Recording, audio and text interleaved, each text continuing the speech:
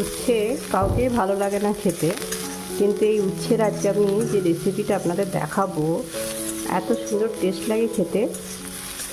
বাচ্চারা অবশ্যই উচ্ছে খেতে ভালোবাসেন, অনেক বড়রাও আছে যে উচ্ছে খেতে ভালোবাসেন না, কিন্তু এই উচ্ছেও সুন্দর করে রান্না করলে এত টেস্ট লাগে, আজকে আপনাদের সেটাই দেখাবো। প্রথমে উচ্ছেগুলোকে আমরা কি করব, একটু কড়াতে ভালো করে ভেজে নেব। তেল দিয়েছি, তেলের মধ্যে উচ্ছেগুলো দিয়ে দিয়েছি, সামান্য একটু নুন দিয়ে দেবো। এটা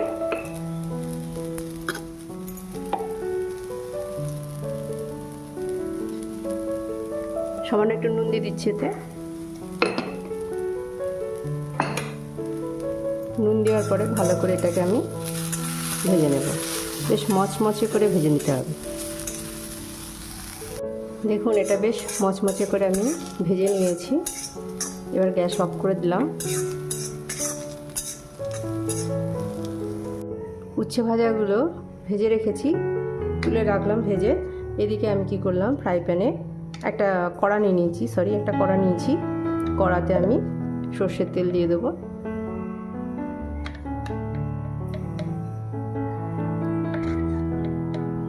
এই 3 চামচ মতো সর্ষের তেল দিলাম।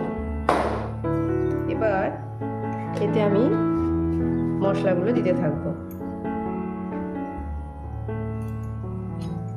তেলটা যেই গরম হয়ে যাবে, আমি এর মধ্যে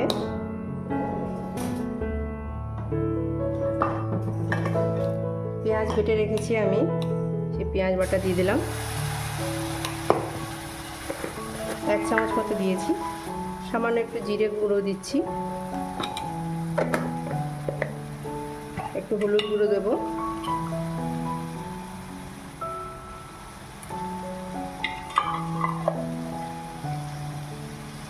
আমি উচ্ছেতে নুন দিয়েছি, কিন্তু আরও আমার সবজি এর মধ্যে পড়বে, তাই আমি সামান্য একটু নুন দিলাম।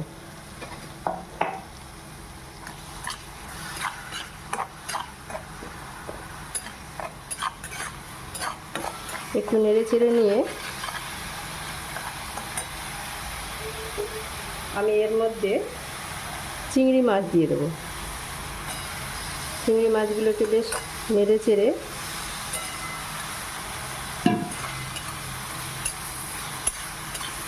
মশলার সাথে ভালো করে আমি চিংড়িগুলোকে কষিয়ে নেব।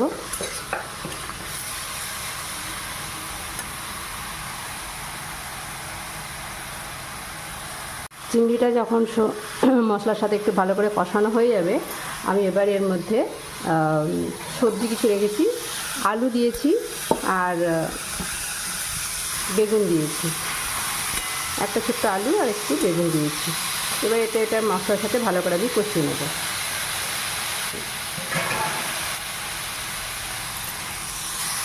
আচ্ছা, এর সাথে আমি একটা কাঁচা লঙ্কা দিতে ভুলে গেছিলাম, আমি দিয়ে দিলাম এর সাথে লঙ্কাটা।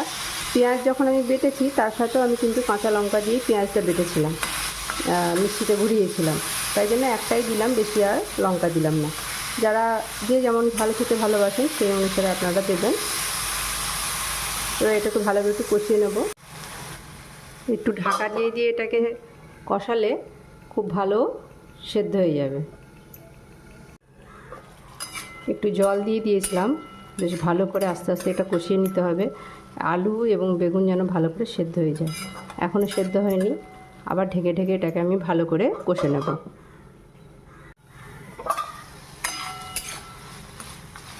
বেগুন আলু বেশ গলে এসছে। এই মুহূর্তে আমি এবার কি করব, আমার যে আগে থেকে ভেজে রাখা উচ্ছেগুলো আমি এর মধ্যে দিয়ে দেব। উচ্ছে খাওয়া এমনিতে আমাদের শরীরের পক্ষে খুবই ভালো, কিন্তু যেহেতু তেতো অনেকে এটা খেতে পারে না বা পছন্দও করে না, কিন্তু তা সত্ত্বেও যখন আপনারা খেতে তো হবে, এটা শরীরের জন্য খুব ভালো। তাই কিছু কিছু রেসিপি আছে যেটা করলে কিন্তু দারুণ লাগে খেতে।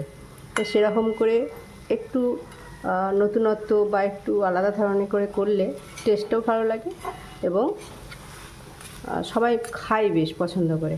আমি এর মধ্যে সামান্য একটু জল দিয়ে দেবো, যাতে আরেকটু মাখো হয়। এত শুকনো আমি রাখবো না, একটু জল দিয়ে দিই। উচ্ছেটাও একটু সেদ্ধ হোক, তখন আমি শুধু উচ্ছেটাকে ভেজে নিয়েছি, ভালো করে সেদ্ধ হয়েছে কি হয়নি আমি এই মশলার সাথে উচ্ছেটা কিছুক্ষণ একটু জল দিয়ে ঢেকে রান্না করে নেব। দেখুন এটা বেশ মাখো মাখো হয়ে এসছে। আমি এবার এর সাথে সামান্য একটু চিনি দেবো। এটা অপশনাল, দিতেও পারেন নাও দিতে পারেন। আমি সমস্ত তরকারিতে একটু চিনি দিই, আপনাদের পছন্দ মতো আপনারা দিতেও পারেন নাও দিতে পারেন। এই যে একটু মাখো মাখো হয়ে এসছে, খুব শুকনো হবে না এবং খুব ঝোলঝোলও হবে না। এই অবস্থায় কী করবো, আমরা এটাকে নামিয়ে নেব। আমি একটু নুনটা দেখে নিই কেমন হয়েছে। একদম ঠিক আছে, আমি এবার এটাকে নামিয়ে নেব।